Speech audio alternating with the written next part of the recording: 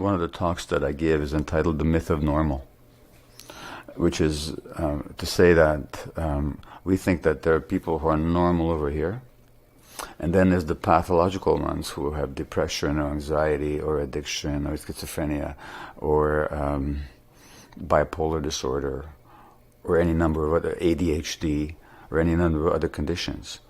What I see is a continuum, that we're all on a continuum.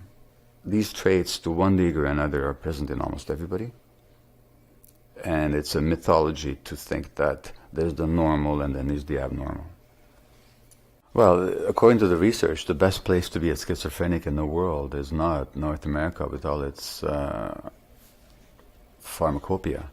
It's actually a village in Africa or India, where there's acceptance, where people make room for your differentness, where connection is not broken but is maintained, where you're not excluded and ostracized but where you're welcomed, and when there's room for you to act out whatever you need to act out, or to express whatever you need to express. And the whole community might even sing with you or chant with you or hold ceremony with you.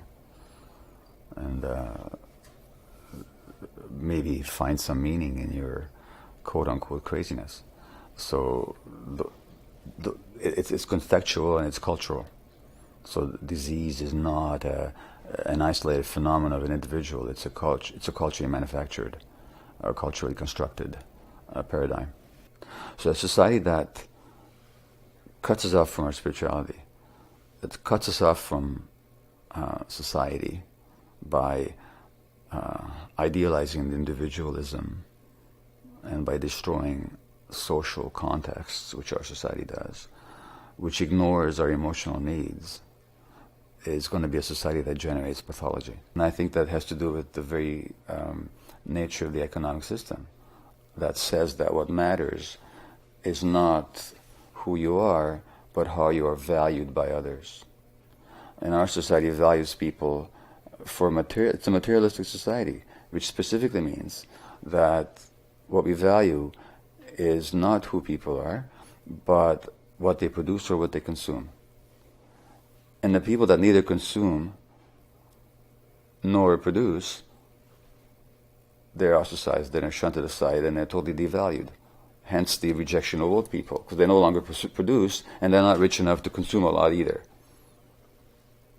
So the very nature of this materialistic society dictates or generates and promotes that separation from ourselves.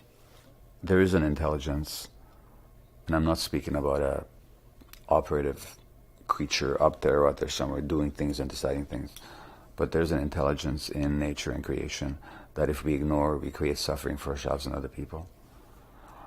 And aligning with that intelligence and aligning with that connection is really what, whether we do so consciously or whether we do so because we're called to do that in ways that manifest compassion and connection and love, that's the way we're meant to be.